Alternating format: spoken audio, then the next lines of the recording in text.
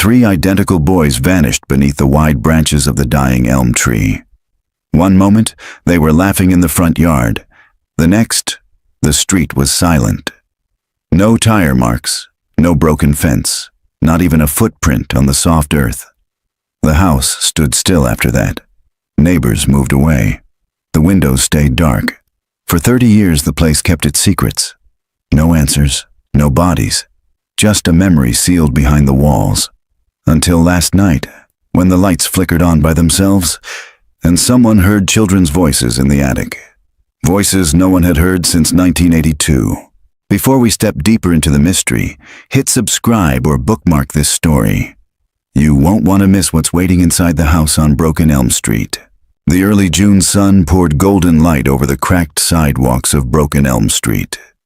Heat shimmered above the pavement, bending the edges of reality just enough to make the street feel both forgotten and quietly watching. Number 214 sat at the very end of the cul-de-sac, its shuttered windows and chipped paint giving it the tired look of a home that had not been spoken to in a very long time.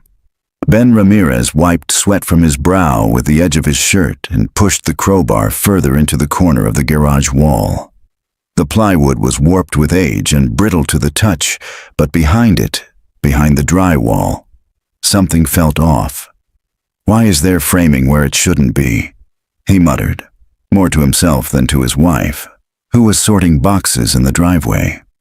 Lila Ramirez looked up from an old crate of dusty garden tools. What? This whole section of the garage. It's weird, like someone deliberately boxed off a section and didn't finish the framing. She walked over, hands on her hips. Are you saying we're about to find hidden treasure or a family of raccoons? Ben grinned, though it was cautious. Let's hope it's not the latter. With a satisfying crack, the crowbar pried loose a large piece of drywall, revealing a hollow space behind. Dust swirled in the shaft of sunlight beaming through the small garage window. And then they saw it. A wooden crate, wedged between the studs and the old concrete slab, sealed in a space barely 3 feet deep. Time had turned the wood gray and the iron hinges a deep, brittle red. A child's name was scribbled across the top in faded permanent marker. Danny. Lila's breath caught. What the hell? Ben knelt, brushing away cobwebs. This doesn't feel right. The crate wasn't locked, just sealed shut with old nails that had long since loosened. With slow fingers, Ben lifted the lid. Inside, the dust clung like ash to objects that should not have been there.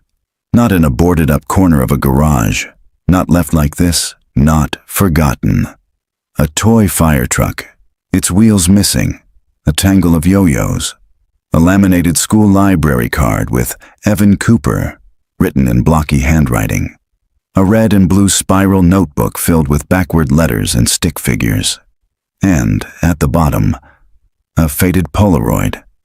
Lila lifted the photograph carefully, as if it might disintegrate. Oh my God! 3 boys, identical in appearance, smiled at the camera in matching red jackets.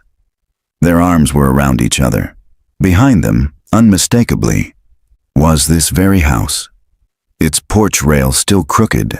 The same siding, the same cracked sidewalk leading up to the front steps. She turned the photo over. No date, no names. Ben stood slowly, brushing his hands on his jeans. Triplets? I think so. They exchanged a long look. Something cold crept between them, despite the heat outside. Lila stepped outside the garage, the Polaroid still in her hand. She pulled out her phone and searched. Triplets missing Broken Elm Street. It didn't take long. Missing persons. 1989. Daniel, Evan, and Miles Cooper. Age 7. Last seen riding their bikes home from school in Rosewood County, Texas. There were photos. There were their faces. Ben appeared beside her, reading over her shoulder. They disappeared from this street. Lila nodded slowly. I think they lived right across the road. They turned together, gazing across the quiet, tree-lined street. A modest brick home stood directly opposite their driveway, its lawn slightly overgrown. its porch shaded by a creaking awning. Wind brushed through the trees, lifting dry leaves along the sidewalk like whispered memories. The house looked still. Ben broke the silence first. "We need to report this." "Of course," Lila said, but her voice had changed. There was something tender in it now, a softness shaped like sadness. She looked back at the photo again, those little boys smiling, oblivious, still alive in that single captured second, frozen in a moment someone had desperately hidden. The police arrived by late afternoon. 2 cruisers, 1 detective in an ill-fitting blazer. They took photos of the items, bagged everything with plastic gloves, and asked questions in clipped, procedural tones. "This case is cold as the Arctic," one officer murmured as he zipped a plastic evidence bag shut. "Been closed since '94. No leads in over 20 years." Detective Kwan was polite, efficient, and entirely uninterested in speculation. "We'll log the evidence, reopen the file, and follow up if anything new comes up," she said, handing Lila a card. "But don't expect a miracle. These boys have been missing for 35 years. Ben nodded respectfully, but Lila lingered behind. She stared at the wall, the space where the crate had sat, hidden behind insulation and studs. Who put it there? Why these things? Why this house? After the officers left, Ben began sealing up the wall again. Lila didn't help. She just stood in the driveway, staring across the street. The porch light flicked on at the brick house across the road. A figure sat quietly in a rocking chair. She hadn't noticed him before. That evening, as twilight melted into soft orange along the rooftops, Lila pulled up the missing persons article again. She read every word, every paragraph. She learned their names: Daniel, Evan, and Miles Cooper. 7 years old. Last seen near the corner of Broken Elm Street and Willow Lane at 4:12 p.m. A neighbor said they were riding bikes and laughing. Another claimed they never came home from school at all. The case was labeled non-suspicious disappearance, then later escalated to suspected abduction. Their mother had been quoted in a newspaper from 1990. She was still in town. She had never moved. "I just want someone to remember their faces," she said. "They didn't just disappear. Someone made them disappear." Lila closed her laptop. The photo sat beside her on the nightstand. In it, the middle boy, Evan, had a gap between his front teeth. Miles had grass-stained jeans. Danny, in the middle, held a bent stick like a sword. They looked alive, and now they were ghosts in her garage. The next morning, Lila walked across the street. The woman who answered the door was older than in the photos, of course. Her hair had gone white at the temples, but her eyes were the same, sharp, observant, gentle, in a way that comes only from heartbreak so deep it folds in on itself. "Yes?" she said, peering through the screen door. "Elaine Cooper?" Lila asked. The woman hesitated, then nodded. "My name is Lila Ramirez. My husband and I just bought the house across the street." Elaine's expression didn't change. "We were doing some renovations," Lila continued, her voice catching.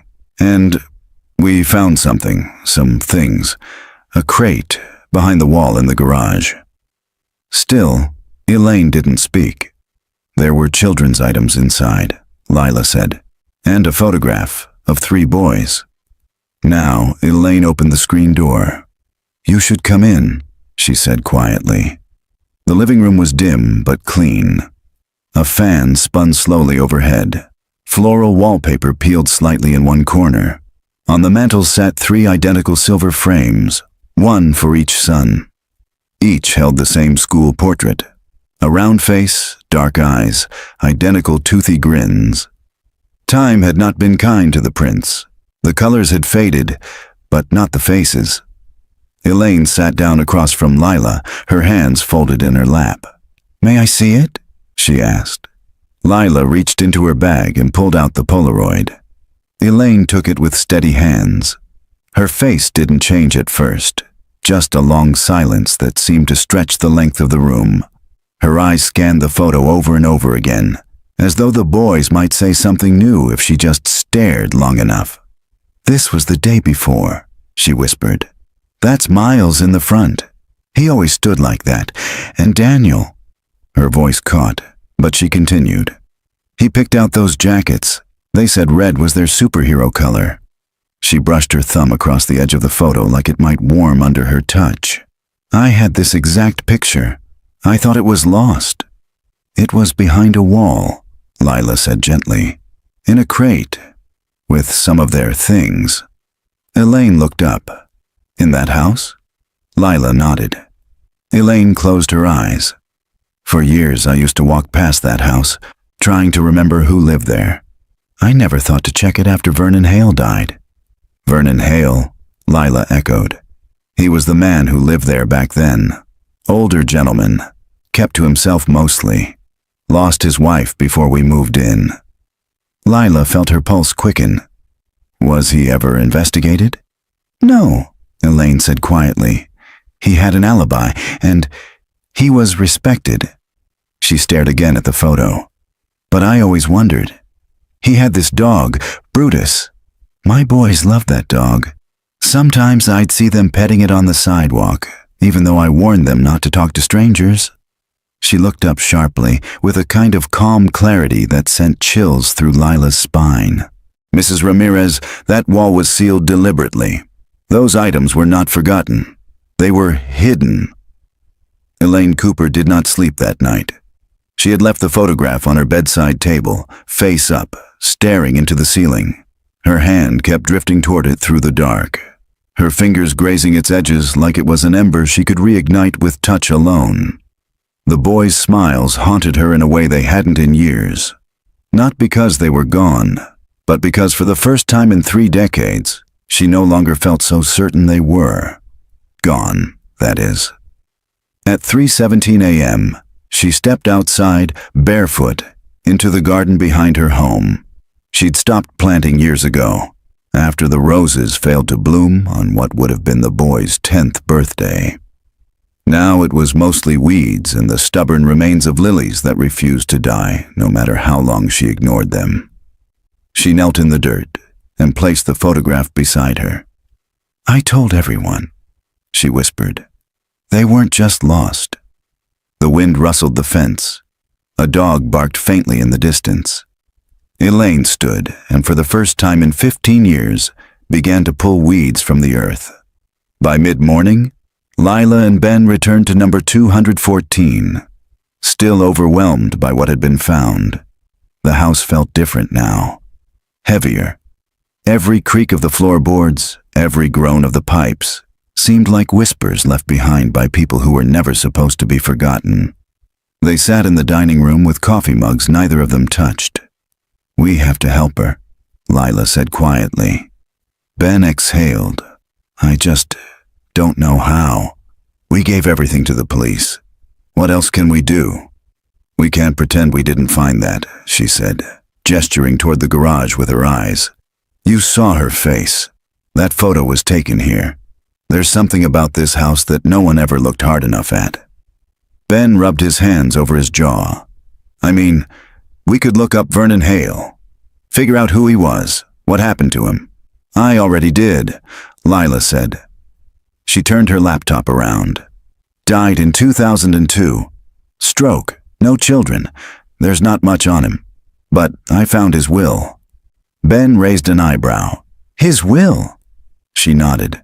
"Filed at the Rosewood County Courthouse. It's public record. He left the house to a niece, someone named Mary Laughlin. She sold it 5 years later to a rental company, which then left it vacant until we bought it. So Mary Laughlin might know something." "She's not in Texas anymore," Lila said. "Moved to Maine in 2008, but I'm going to call her." Ben looked at her. "Are we sure we should be the ones doing this? I mean, this is the police's job, isn't it?" "They had the job 35 years ago, and they didn't find anything," Lila said, sharper than she meant to. "If it were our kids..." Ben held up a hand. "Okay, you're right. Outside, clouds began to gather over the street, dimming the morning sun into a flat gray. Elaine returned to the Ramirez house that afternoon, her fingers stained with dirt, the photograph still clutched in one hand. She knocked once and waited. Her composure was back, calm, watchful, almost regal in its restraint. But Lila noticed how tightly she gripped the photo. "Come in," Lila said, stepping aside. Elaine's eyes moved over the house as she entered. The walls, the lighting, the hallway. It was muscle memory, watching for details. She had spent so long imagining this space. "Was anything else found?" Elaine asked softly. "Just the box," Lila said. "Some toys, school papers, and the room itself. It was sealed." Ben nodded. 2x4s and drywall, layered in. Nothing fancy, but deliberate. Elaine looked around again. "Did he have a dog?" she asked. Ben blinked. "What?" "Vernon Hale. Did you find evidence of a dog? Chew marks, claw scratches, dog bowls, anything?" "No," Lila said, frowning. "Why?" Elaine turned toward the front window and pulled aside the curtain slightly, staring out at the yard. "My boys loved his dog," she murmured. "A big retriever. They'd pet it on their way home from school, talk to it through the fence. I used to warn them about strangers, but a dog like that, it lowers your guard." "You think the dog was used to lure them?" Lila asked. Elaine didn't answer right away. Then she nodded. "I think it started with the dog, then with kindness, then with trust." That evening, Lila placed a call to the Rosewood County Records Office and asked for a copy of Vernon Hale's property plans. She was surprised when the clerk said, "That's funny. You're not the first person to ask for those. Someone came by last year. Do you remember who?" The clerk paused. "No name, just some guy. Wanted blueprints of the garage for a restoration project. Paid cash for the printouts." Lila scribbled a note. "Is there any record of who Hale's caregivers were before he died?" she asked. Probably under his medical records. I'd have to check if that's publicly accessible." Lila hung up with more questions than answers. Later that night, when the house was quiet and Ben was asleep, she sat on the living room floor with a flashlight and examined every inch of the remaining garage wall. At the baseboard behind the shelving, she found something small. A scuff mark, pale gray against the wood, almost gone with time. She leaned closer. It wasn't a scuff. It was a name, scratched in with a nail or sharp object. Evan. Elaine stood in her kitchen early the next morning, steeping tea in a chipped mug. The garden was behind her, where the soil had been freshly turned for the first time in decades. She still hadn't planted anything, but she intended to. For the first time in years, she intended something. The knock on her door was soft. She opened it to find Detective Sarah Nolan standing there. Her blazer wrinkled from the morning humidity, her eyes cautious but kind. "Mrs. Cooper," she said, "I'd like to talk." Elaine held the door open. They sat at the kitchen table, tea for one, silence for both. "I saw the photos," Nolan said. "And the evidence from the Ramirez house, the boys' belongings, the Polaroid. And now, new markings found in the wall." Elaine raised her eyebrows. "So you believe me now?" Nolan sighed. "I believe something happened in that house. What exactly, I don't know yet." Elaine folded her hands. "Vernon Hale. He wasn't just some grieving old man. There's more." "We've reopened the case," Nolan said. "Unofficially. Cold cases don't always get much attention, but there's enough here to justify a search warrant for the property." "I already searched it," Elaine said quietly. "For years, in my head. Over and over." Nolan looked down at her notes. "You said the boys were last seen on their bikes. Were those ever recovered?" Elaine's eyes hardened. "Number." "The bikes disappeared with them." Nolan nodded slowly. "Then I want to dig. Beneath the garage, under the foundation, if necessary." Elaine blinked. "Why?" Because in 2001, Nolan said, a similar disappearance happened 2 towns over. Another old man, another child, never found. That man also died of a stroke. And guess what we found in his garage last year? Elaine leaned forward. A pair of shoes, children's size, buried in concrete under the water heater. The following day, construction permits were fast-tracked. Nolan brought in a forensic unit under the guise of structural inspection. The Ramirez couple agreed to allow the dig. A slab of concrete was removed near the back corner of the garage. They found nothing.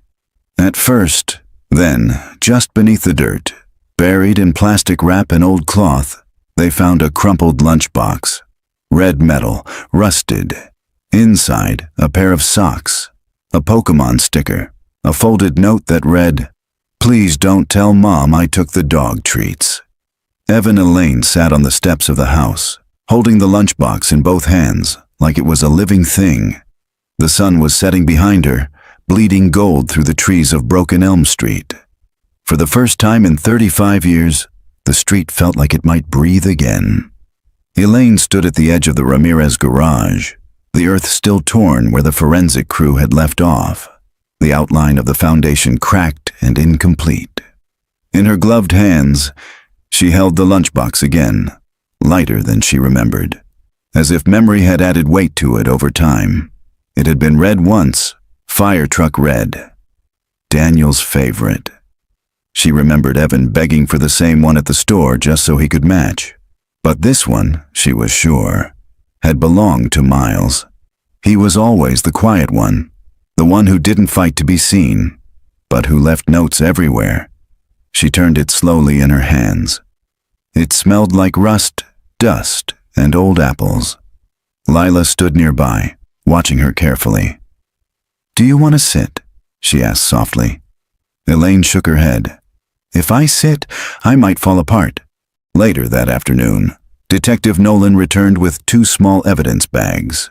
In one, a faded Pokemon sticker. In the other, the folded note. Elaine stared at it through the plastic. "Please don't tell Mom I took the dog treats.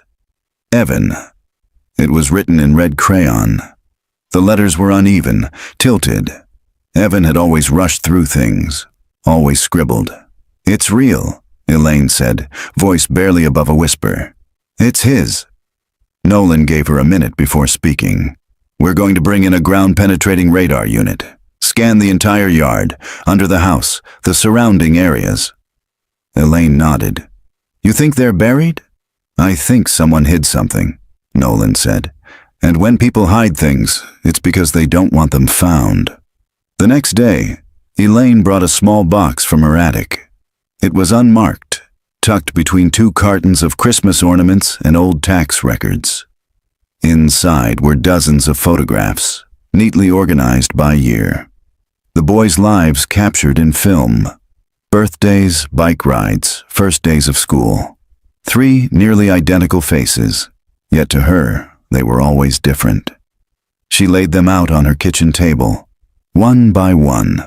Daniel, always the one grinning just a little too wide, his hair stuck up no matter what she did. Evan, the tallest by a smidge, always with dirt on his knees.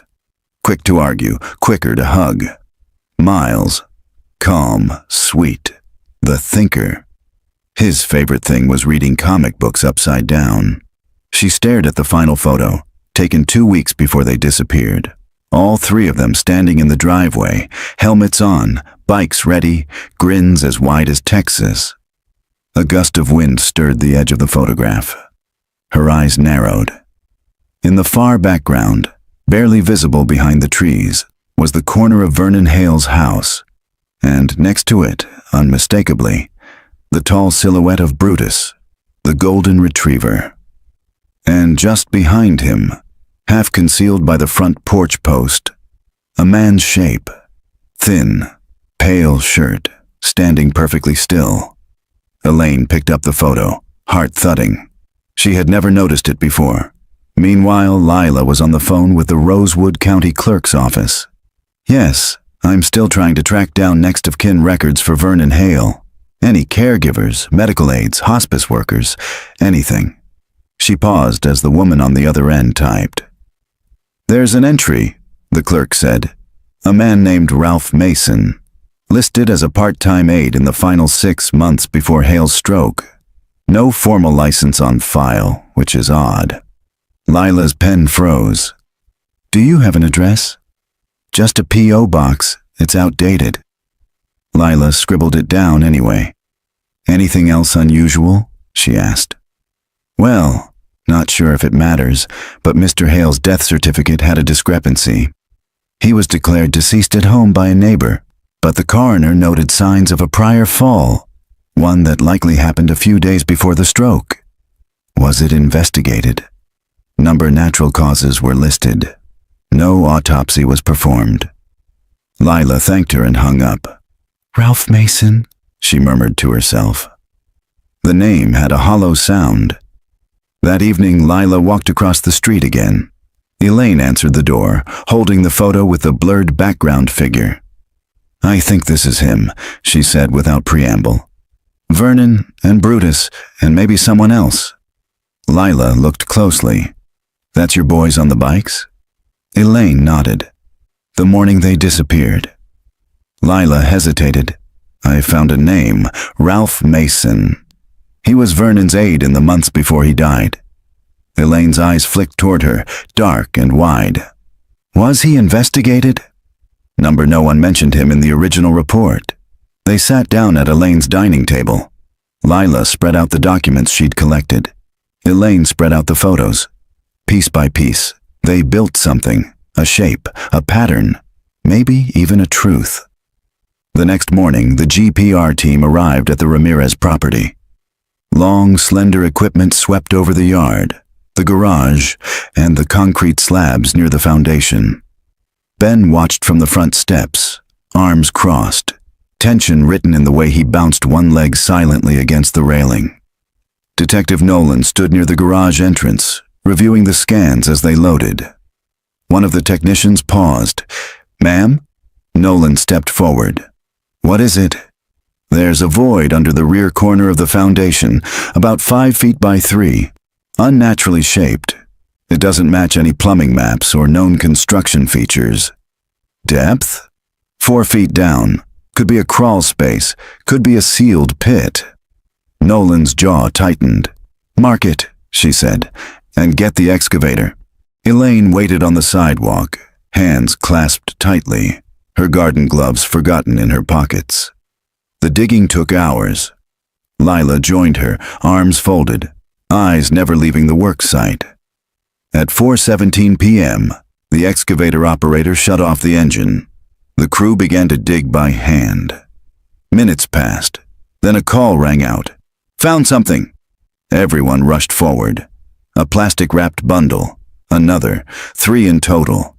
But when the bags were opened, carefully, respectfully, they didn't contain bodies. They contained bicycles. 3 small, rusted children's bikes. Still intact, still painted in bright colors faded by time, each with a laminated tag tied to the handlebar. Daniel, Evan, Miles. Elaine covered her mouth with both hands. Her knees buckled, and Lila caught her before she could fall. "They were here," Elaine whispered. "They were here." Detective Nolan knelt beside the bikes, examining the name tags. "They buried the bikes," she murmured, "but not the boys." That night, Elaine sat on her porch, the photo of her sons clutched in one hand, the red lunchbox beside her. "I always said," she whispered, "they didn't just disappear." Across the street, the garage light flickered once and went out. She didn't move. The wind stirred the leaves of her overgrown garden, and for the first time in years, it didn't sound like silence. It sounded like breathing, like a house exhaling, like something long buried beginning to rise. It started with Brutus. Elaine hadn't spoken the dog's name in years, not since a faded memory surfaced one sleepless night. A flash of the boys laughing, all 3 huddled around the golden retriever like a secret pact was being made in fur and slobber. Daniel had insisted the dog liked him best, But it was Miles who carried dog treats in his pockets. The good kind, bacon-shaped. They had loved that dog. More than anything on the walk home from school. More, perhaps, than they feared what their mother had told them. Never follow strangers, not even if they have a dog. The discovery of the bikes was front-page news the next morning. Breakthrough. In 1989. Triplet disappearance. Bikes found buried in suburban garage. Elaine didn't bother reading the article. The photo said enough. A blurry shot of the rusted bicycles laid out on a tarp, their plastic name tags dangling, faded by time but unmistakable. Even the colors of the bikes had survived, blue, red, and yellow. Daniel, Evan, and Miles. Ben and Lila tried to stay out of the spotlight. Reporters called their home, knocked on the door, even staked out the driveway, hoping to get a quote. But Lila only ever said one thing: "We just want answers for Elaine." Detective Nolan came by early that afternoon. She parked down the street and walked to Elaine's front porch with a notebook in one hand and a photograph in the other. "I found this in Vernon Hale's personal items at county storage," she said, handing it over. "Taken about a year before your boys disappeared. That's Brutus, right?" Elaine looked down. The dog stared out from the photograph, tongue lolling, eyes wide and trusting. He sat obediently next to Hale, who held the leash in one hand and a plastic grocery bag in the other. "That's him," Elaine confirmed softly. "Same spots on the ears. According to veterinary records," Nolan continued, "Brutus was put down the same month your boys vanished. The paperwork said he was aggressive." Elaine's brows furrowed. "Aggressive?" "He never bit anyone before, correct?" "No," Elaine said. "Never." "That's what I thought," Nolan murmured. "I think the dog saw something, or reacted to something, and someone wanted him silenced."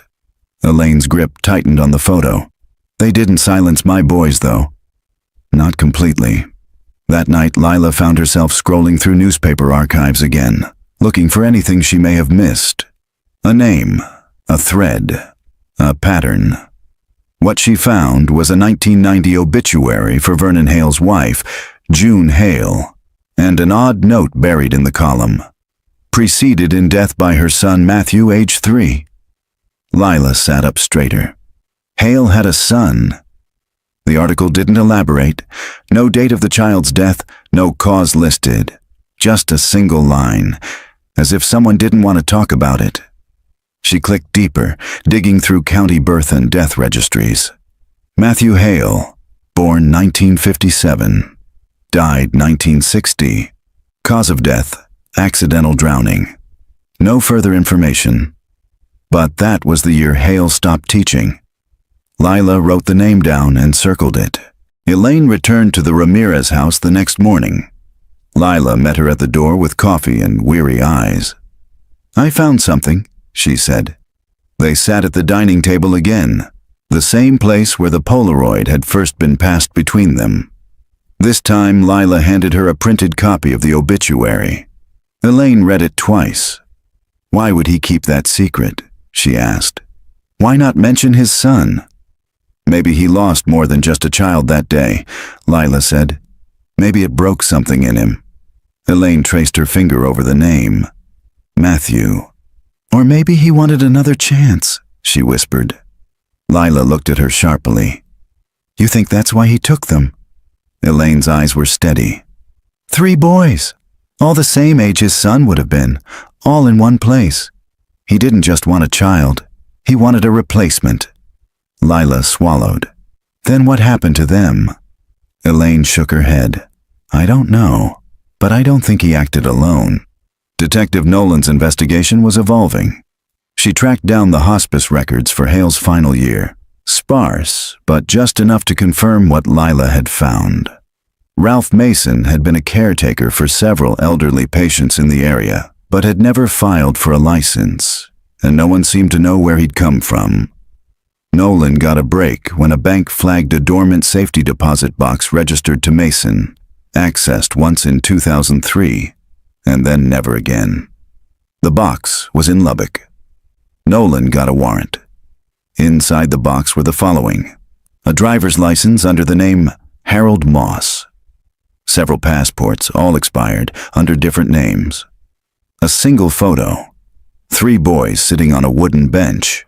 Their backs were to the camera, but the shape of their heads, the curve of their shoulders, it was them. And the photo was dated July 18th, 1990, 10 months after they vanished. Elaine stared at the photograph for a long time. "I knew it," she said. Ben leaned against the kitchen counter, arms crossed, staring at the photo over her shoulder. They were alive. Nolan nodded, at least for a while. Lila spoke quietly. "But where were they taken?" "We traced the photo's watermark," Nolan said. "It was printed in Arizona. Small-town lab that's been out of business for decades. It's not much, but it's a lead." Elaine's voice was suddenly firm. "Then I'm going." Nolan hesitated. "It's not safe." "I don't care," Elaine cut in. "If someone out there knows what happened to my boys, I'm not sitting here while you ask questions. I've sat long enough." There was silence. Then Nolan nodded. "I'll take you." Ben looked at Lila. "What about us?" Lila met Elaine's eyes. "We go too." That evening, Elaine returned home alone. She stood in her bedroom and opened the drawer where she kept the boys' last birthday cards. Folded construction paper covered in marker hearts and rocket ships and crooked spelling. She ran her hand over them gently, then reached behind the drawer and pulled out something no one else knew she kept. A lock of hair.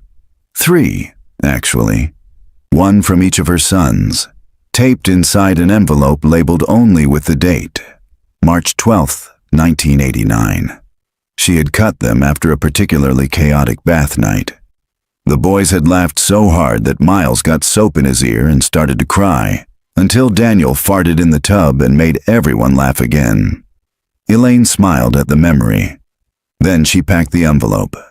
If they found something in Arizona, she wanted DNA ready.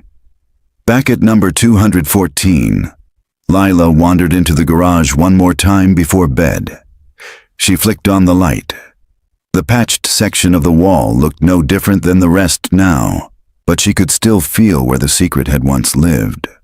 The bikes, the lunchbox, the name Evan carved into the wood. She walked over and placed her hand on the wall. There was something under the paint she hadn't noticed before. A faint outline, like faded crayon. She stepped back and grabbed a flashlight. Angled in the right light, the shape came through. It was a crude drawing, a stick figure, then 3 more, a dog beside them and a tall shape behind. Written beneath it all in shaky letters, "We're not supposed to go." The drive to Arizona was long and mostly quiet. Elaine sat in the back seat, the envelope with the boys' hair samples tucked in her purse, clutched like a lifeline. Detective Nolan drove, eyes steady, always scanning the road like she didn't trust it to stay still. Lila rode shotgun, her notebook on her lap, filled with questions.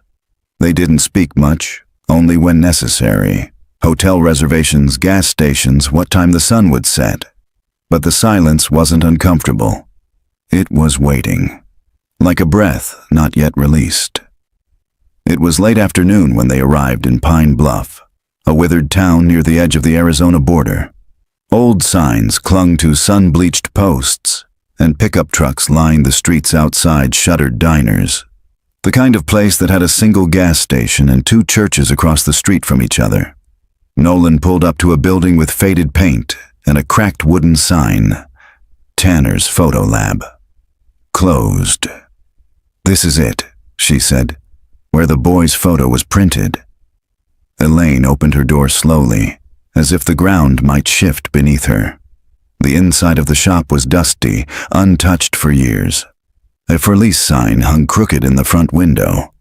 Nolan had prearranged access with the property owner, who met them there, an older man in work boots and a trucker hat, who looked like he hadn't shaved since the photo lab closed.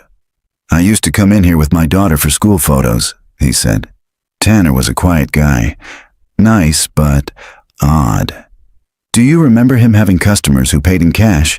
Nolan asked. The man nodded. Pretty much all of them. This was before card readers and Square apps. Do you recall anyone printing pictures of kids? Around 1990? He thought a moment. Couldn't say. But there was one guy. Came in a few times over a couple years. Always alone. Always with the same old-school camera. One of those boxy black ones. Do you remember what he looked like? Thin, white, tall, beard some days, clean-shaven others. Eyes like he didn't sleep. Ralph Mason? Nolan asked. The man's brow furrowed. That name sounds right. Why? Nolan showed him a copy of the passport photo from the safety deposit box. The man nodded slowly. Yeah, that's him. He didn't say much, but he always had photos of kids. Said he worked at a camp. What kind of camp? Didn't say. Just that he kept them off the streets. Elaine's hands clenched into fists at her sides. Back at the motel that evening, Nolan spread out the evidence on the bed. The boy's photo, the forged IDs, the envelope of DNA samples. I've contacted a forensics unit nearby, she said. We're submitting the photo for timeline analysis. In the meantime, there's another lead, a property registered to one of Mason's aliases, Harold Moss, just outside of town. What kind of property? Lila asked. A trailer, rural, no utilities on file, but someone's been paying the land tax every year in cash. Elaine looked up sharply. We're going. The trailer sat at the end of a dirt road, surrounded by scrub brush and rusted fencing. A mailbox stood bent near the gate, the name scratched out with black marker. The place was quiet, not abandoned, but waiting. Nolan stepped out first, hand on her badge. Lila followed, carrying a flashlight. Elaine stayed close, scanning every detail, the tire tracks, the footprints in the dust, the curtain fluttering in the window. They knocked. No answer. Nolan tried the door. Unlocked. Inside, the air was stale. Dust coated everything. A twin bed with thin sheets, a table, a kettle, a shoebox on the counter labeled Spring in black ink. Nolan opened it carefully. Inside, photographs, dozens of them. All boys, some older, some younger, some smiling, some blurry. All of them outside, on porches, at parks, in fields, always 3 at a time, but never facing the camera. Lila's voice cracked. Are these them? Elaine stepped forward. She picked up one photo. 3 boys sitting in a circle, backs to the lens, drawing something in the dirt. I know those shoulders, she whispered, even in black and white. Nolan took the box and began to photograph everything. They searched every corner of the trailer, closets, drawers, the old pantry. Nothing else, except the back room. It had once been a laundry room. The floor had been redone with plywood. A single bare bulb hung from the ceiling. Something about it was wrong. Elaine stood at the threshold, unmoving. There's something under us, she said. Lila shined her flashlight at the floor. A faint seam ran through the plywood, not natural aging. Cut edges. Something had been opened here, or hidden. They found a crowbar in the tool shed outside. The plywood lifted with effort, revealing a hollow space beneath the floor. Not deep, maybe 3 feet, lined with insulation and old fabric. And in the center, a locked metal box. Nolan pulled it out slowly. The lock was rusted shut, but broke with force. Inside, 2 journals, tied together with twine, a child's drawing, 3 stick figures and a dog, 1 figure with X's over the eyes, and an envelope labeled Cooper Boys. 1989. Elaine opened it. Inside were 3 small bracelets. Faded plastic beads, the kind you buy at a dollar store. Each with a name spelled in clumsy letters. Daniel Evan Miles. Elaine sank to her knees. They kept them, she whispered. They kept their names. That night, Nolan read through the journals. They weren't written by Vernon Hale. They were Ralph Mason's. The first entry was dated September 22nd, 1989, 2 weeks after the boys vanished. They're settling in, still scared. Especially the youngest, Miles. He hides when I enter the room. Vernon says it will pass, that children need structure. Daniel asks for his mother at night. Further entries described a strict routine. Meals, reading, prayer, outdoor time, rewards and punishments. Drawings as therapy, only supervised outdoor play. Evan ran toward the fence today. Vernon slapped him. I told him it was too hard. He said they need fear to stay loyal. The last entry was dated July 19th, 1990. The youngest is gone. Vernon buried him under the shed. I wanted to leave. Vernon said it would be my fault if the others got taken. He said they are his now. Nolan stopped reading. No one spoke. Elaine simply sat at the table, staring out the window. Tears rolled silently down her cheeks. In the morning, Nolan called the sheriff's office. Excavation at the trailer began within hours. Beneath the shed, they found a shallow grave. Inside, child remains. Male. Estimated age, 8. DNA tests would confirm it later, but Elaine already knew. It was Miles. Daniel and Evan, however, were nowhere to be found. Elaine stood at the edge of the shallow grave long after the forensics team covered it. The Arizona sun pressed down, hot and unrelenting, but she didn't move. Her hand rested over her chest, her heart hammering beneath her palm. She didn't cry. Not here, not yet. She had cried so much over the years that grief had become an organ, something that lived in her, always humming quietly in the background. Now it screamed. Miles. He had been the smallest, the gentlest. He used to tiptoe around the house early in the morning so he wouldn't wake his brothers. He'd whisper stories to the dog plushie he named Captain Barkley and tuck it into bed like it needed protection. They had failed to protect him. Or maybe, Elaine thought bitterly, they hadn't. She had. Back at the motel, the journals lay spread across the bed, open to passages Nolan and Lila kept rereading. The pages were warped from years of heat and neglect, but Mason's handwriting was sharp, almost obsessive. His thoughts ranged from fragmented to reflective to chillingly clinical. They see me as the helper. I bring food. I explain the rules. But Vernon is the voice they obey.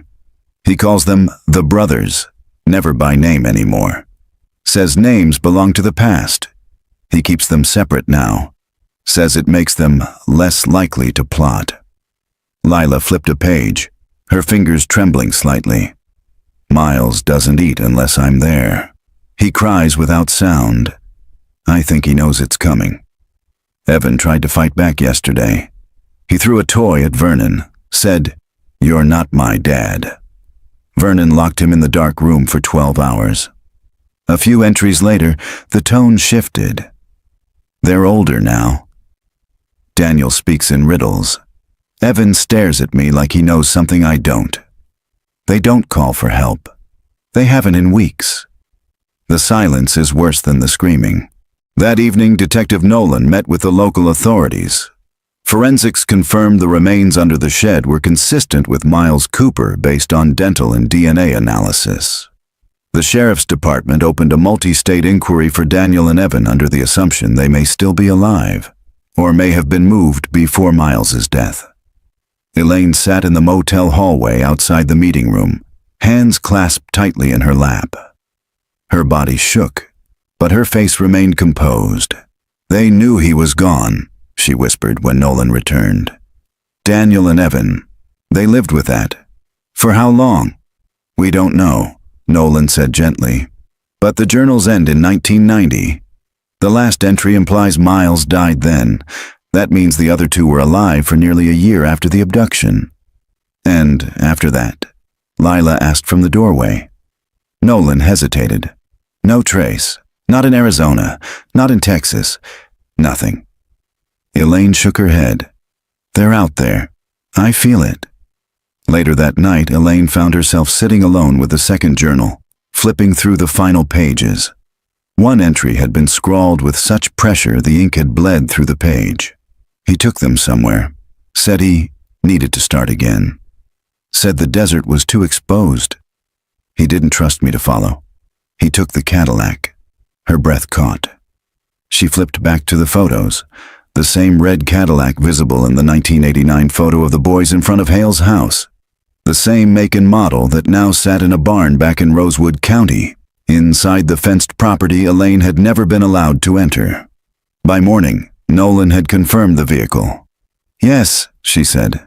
"The car's still registered to Vernon Hale's estate. It was never impounded, just left in a storage barn next to the main house." "Can we search it?" Elaine asked. "We already did when we reopened the case," Nolan said. "At least, the garage, not the barn. We didn't have cause to break the lock." "You do now," Elaine said, eyes hard. They returned to Broken Elm Street 2 days later. Elaine stood in her garden, the envelope containing the bracelets clutched in her hand. She hadn't stepped into the backyard of Hale's house since the boys disappeared. Not truly. She and Nolan, joined by local authorities, entered the barn together. Dust motes hung in the air like ghost lanterns.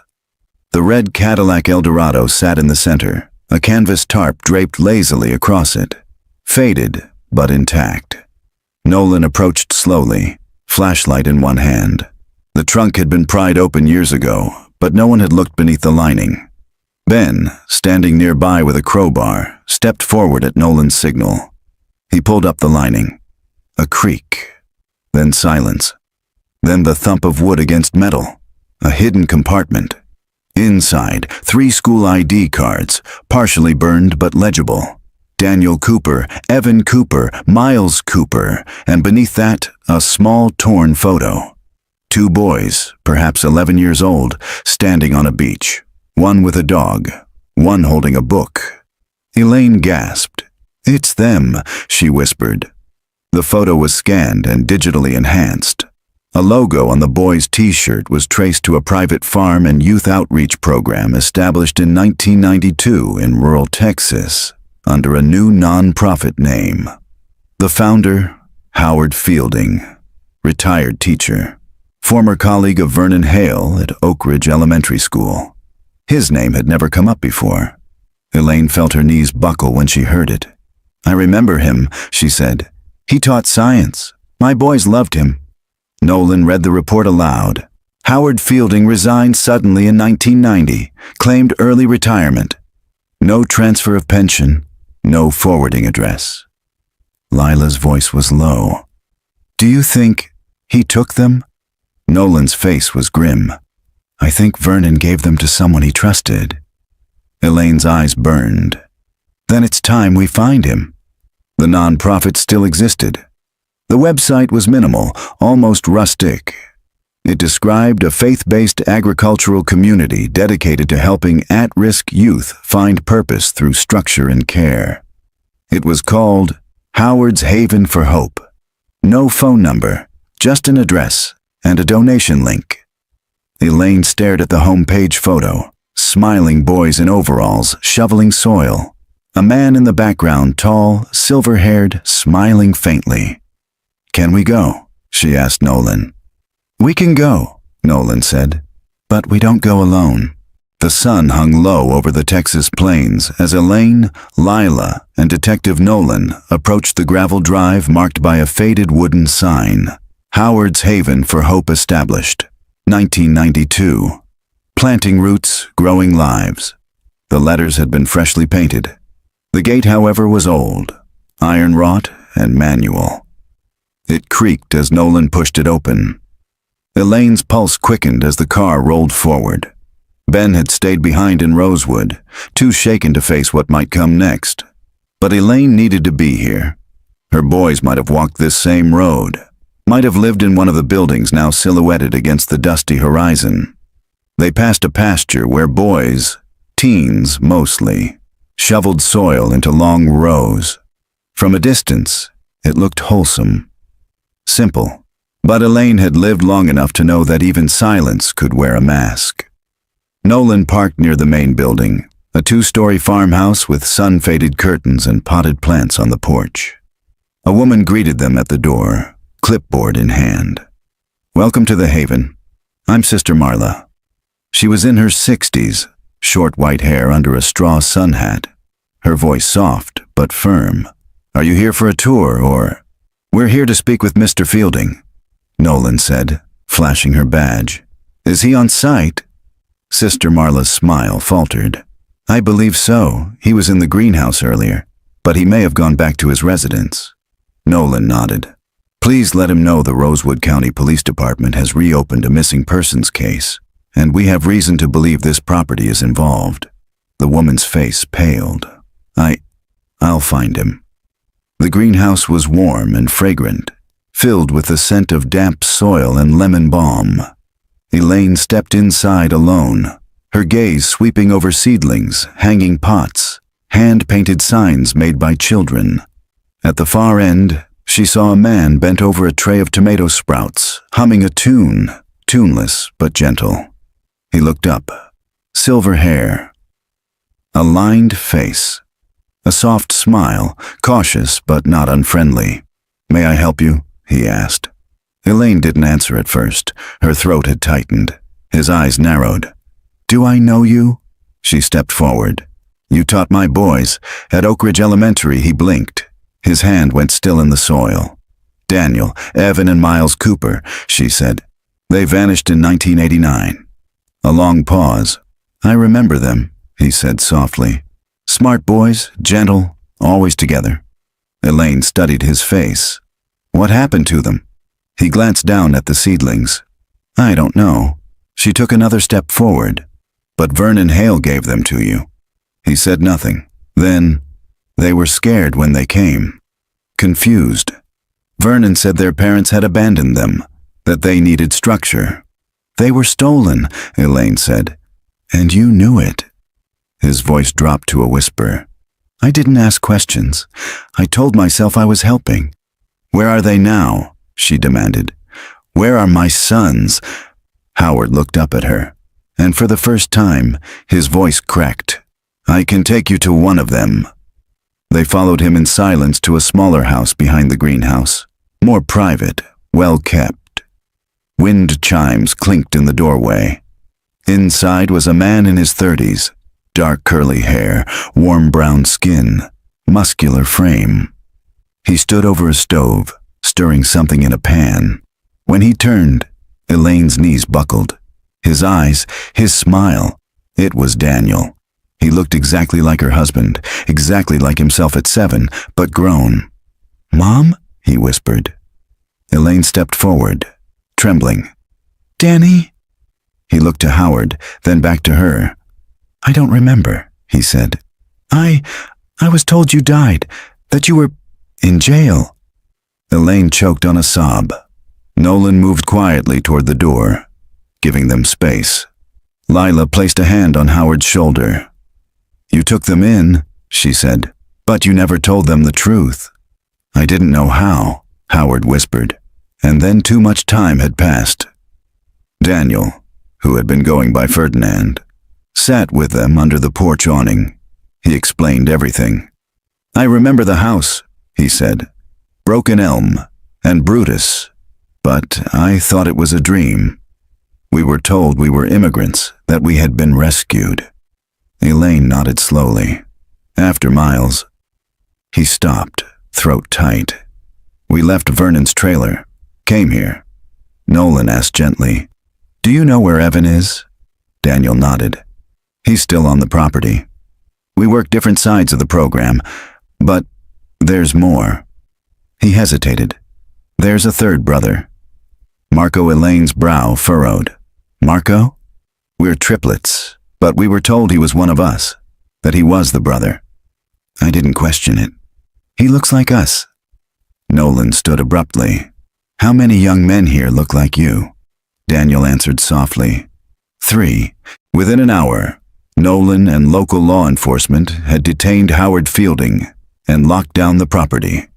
Evan, going by Diego, was found in the main office. He froze when he saw Elaine, but collapsed into her arms as soon as she spoke his name.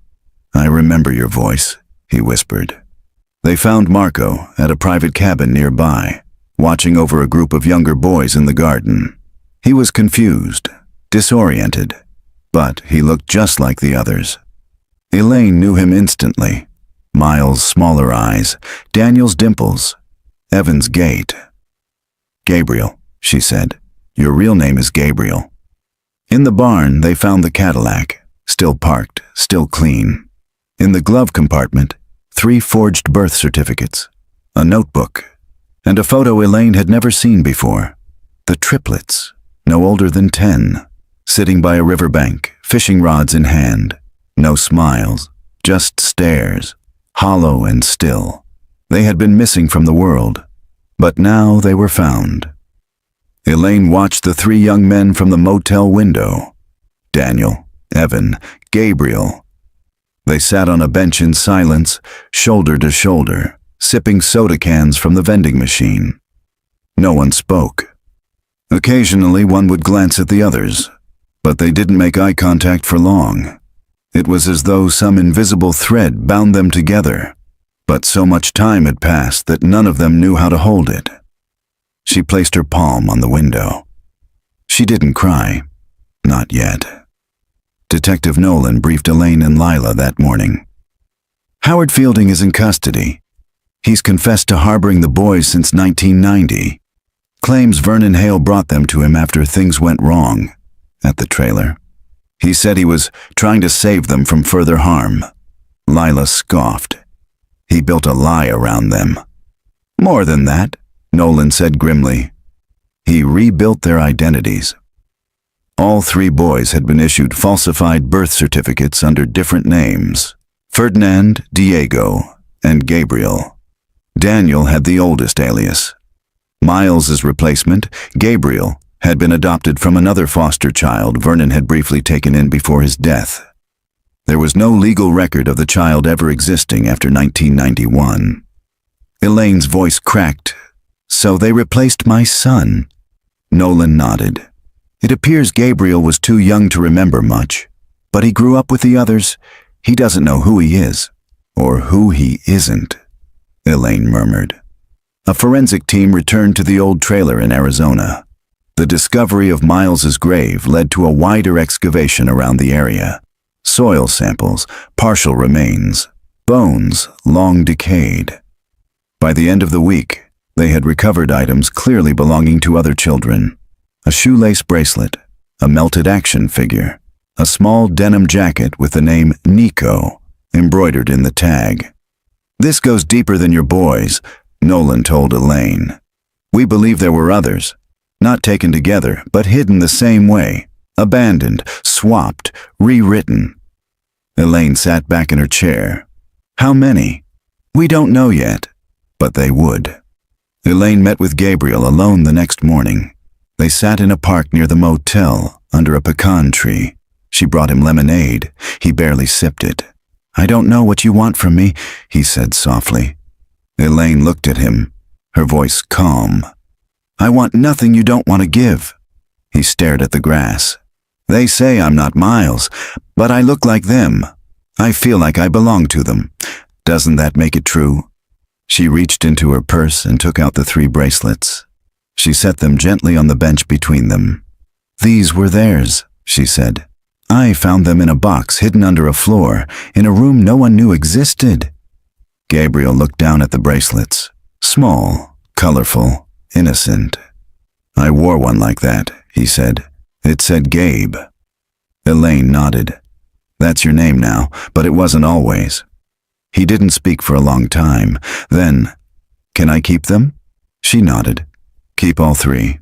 Daniel sat with Lila that evening in the motel lobby.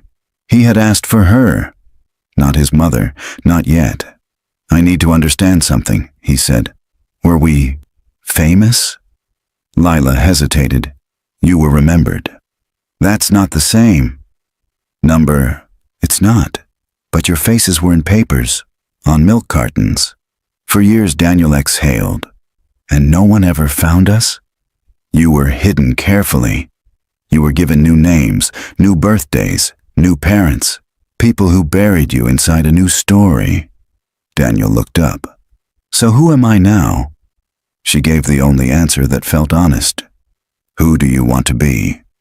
He thought about it for a long time, then said, Daniel. Evan found Elaine in the motel courtyard. She was watering a planter filled with dying flowers, old habits. I remember your laugh, he said. It used to shake the kitchen. Elaine turned slowly. And I remember yours, she said. It always came after Daniel's, like an echo. He nodded. I didn't forget you. I never stopped looking for you. They stood in silence, not needing more. She handed him the watering can. He took it. Gabriel underwent a voluntary DNA test. The results came back. No biological relation to the Cooper family. The news fractured him. I don't know who I am, he whispered to Nolan. I was Miles. Now I'm... No one? Elaine stepped in quietly. Number, you were loved by Daniel and Evan. You were raised as a brother. That makes you mine in every way that counts. He cried for the first time. She didn't stop him. The forensic team released their full report on Vernon Hale's and Howard Fielding's activities. At least 5 sets of unidentified child remains across 2 locations. A documented network of forged paperwork and relocation, possibly extending to other states. Mason's journals confirmed at least 3 other transfers, whose identities were never known. Fielding pled guilty to conspiracy, unlawful detainment of minors, and obstruction of justice. He would likely die in prison. Elaine did not attend the sentencing. Let him fade, she said. Let him rot, nameless. 1 month later, Daniel, Evan, and Gabriel moved into a rented house near Rosewood. Together. They didn't speak much about the past, not yet, but Elaine visited every Sunday. She brought food, sometimes photos, sometimes silence. All were accepted. Gabriel started going by his birth name again, Nico. Nolan found a long-lost birth certificate buried in the Texas foster system. He had been placed with Vernon Hale briefly as a toddler, then vanished. Now he was real again. Elaine stood once more in her garden, digging into the soil with gloved hands. She planted lilies, 3 of them. For Daniel, for Evan, for Miles. Nico stood beside her, holding the watering can. I think I want to be a teacher, he said. She looked up, surprised. He smiled. I want to help kids feel safe, like I never did. Elaine nodded. That would be the best thing you could do. And together, they watered the roots. The last time Elaine had flown, it had been for a funeral. This time, the plane lifted into a golden sky as she sat between Lila and Detective Nolan, her hands wrapped tightly around a paper cup of water, her fingers trembling only slightly. They weren't returning to Rosewood just yet. Arizona still held one more name, one more loose thread, and Nolan refused to leave it dangling. Ralph Mason. While Howard Fielding had cooperated fully in exchange for a lighter sentence, he'd admitted only vague details about Mason's final movements. He left after Vernon died, took 1 boy with him, the quiet one. I assumed he was Daniel, but I never saw him again. The records traced Mason to a P.O. box in northern Arizona. For a long time, it went cold, until a recent property transaction surfaced under one of Mason's old aliases. Harold Moss. A 20-acre compound outside a ghost town called Bitter Ridge. Remote, unregistered, fenced. Nolan called it a last known shadow. They drove through empty highways and sun-bleached rock formations. The further they went, the less the GPS could help them. Cell service dropped. The road narrowed to dirt. Maybe it's just an old shack, Lila said from the passenger seat. A dead lead. Elaine said nothing. Her eyes stayed on the horizon. When they reached the compound, it was nearly dusk. It looked untouched, like time had abandoned it. A rusted trailer, a small barn, a satellite dish hanging by a thread, and one man sitting on the porch, legs stretched out, hands resting on his knees. He stood when the car approached. Thin, gray-bearded, eyes like steel marbles. Nolan stepped out first. "Ralph Mason?" The man didn't flinch. "Depends who's asking. I'm Detective Sarah Nolan. This is Elaine Cooper." He looked at Elaine. His jaw twitched.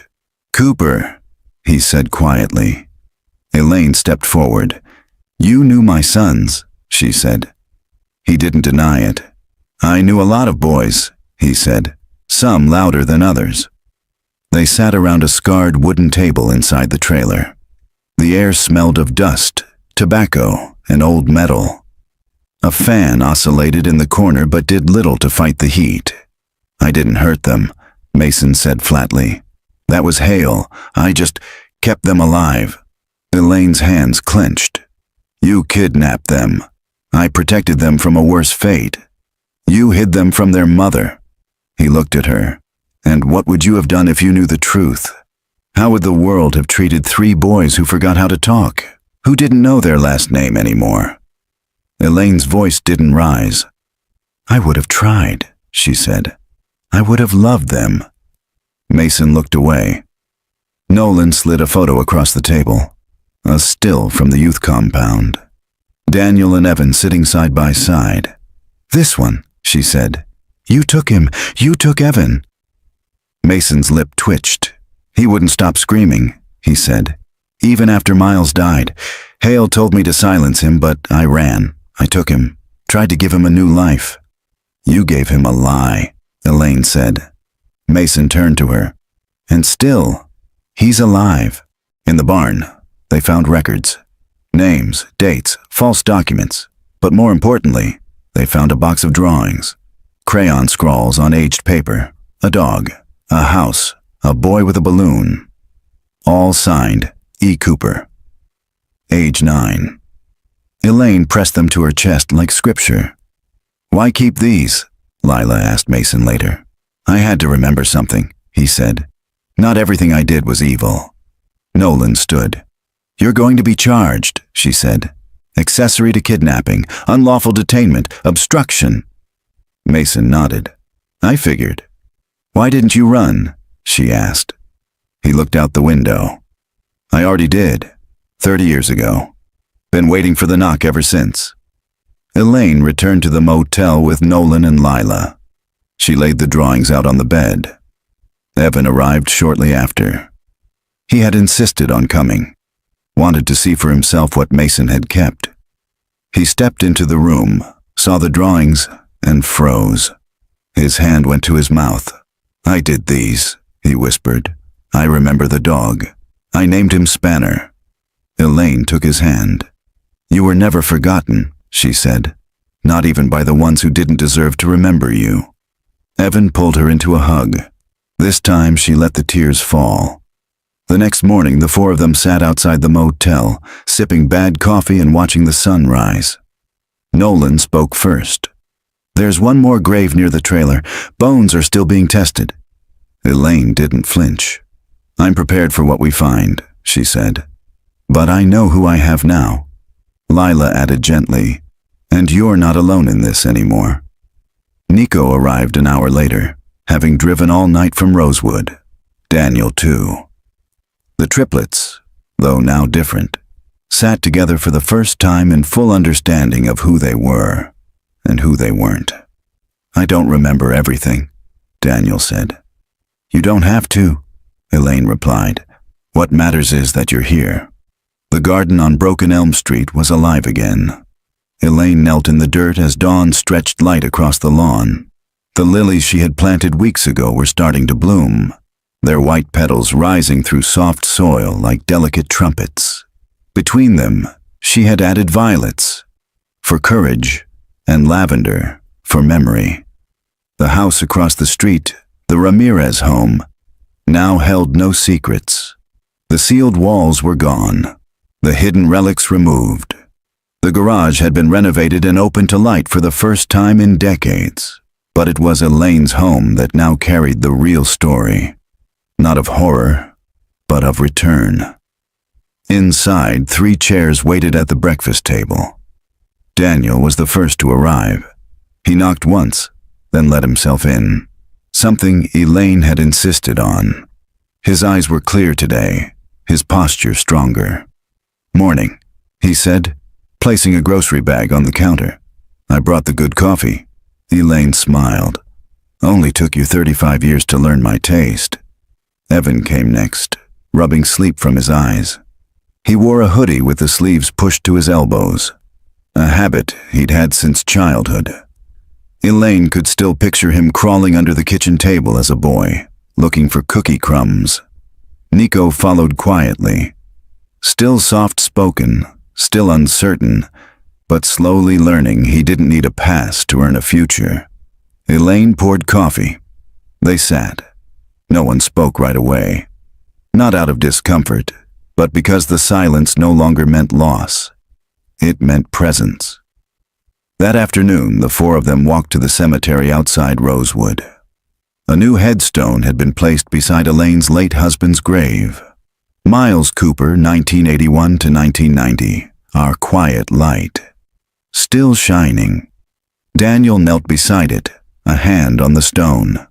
"He didn't get to grow up," he said. "Not like us." "No," Elaine said, "but he made sure you did." Evan placed a folded drawing beside the grave, one of the crayon sketches recovered from Mason's trailer. It showed 3 boys and a dog under a crooked sun. One boy had wings. "He's always been with us," Evan whispered. Nico took a flower from the bouquet and tucked it behind the stone. No one cried. They simply stood, remembering. Later, back at Elaine's house, Lila joined them for dinner. The table was full. Roasted chicken, cornbread, salad, peach cobbler. Elaine insisted on cooking it all herself. "I don't know what to say," Daniel admitted as they sat. "Say you'll come back next Sunday," Elaine said. Evan smirked. "She's serious. She already planned the menu." Laughter bloomed. Even Nico smiled. Later, after dinner, they sat on the porch, Elaine in her rocker, the boys side by side on the steps. The cicadas hummed. The sky stretched wide. "There's something about this house," Nico said. "Even though it's not where we lived, it feels like home." Elaine looked at them all. "It's because you're finally here." Before bed, Elaine walked out into the garden one last time. She knelt and touched the soil beneath the lilies. It felt warm, alive. She took 3 smooth stones from her pocket and placed one at the base of each flower. Daniel, Evan, Miles. She paused, then added a 4th. Nico. The night was silent around her, but in her chest, something bloomed. Not grief, not pain, but peace. A quiet strength that had waited 35 years to return. Elaine Cooper had not set foot on Broken Elm Street in 34 years. Not since the day her 3 sons, triplets, all of 8 years old, vanished somewhere between their school bus stop and the cracked sidewalk outside their home. Not since the town fell silent around her, avoiding eye contact and questions they had no answers for. Not since the prayers dried up and the casseroles stopped coming. She told herself, year after year, that if the truth were buried anywhere, it was buried deep. But when a young couple renovating a house 2 doors down unearthed a rusted red lunchbox with the name Evan scratched into the lid, time collapsed like a shutter snapping shut. And suddenly, she wasn't a grieving mother anymore. She was a witness. And someone, somewhere, had always known the truth.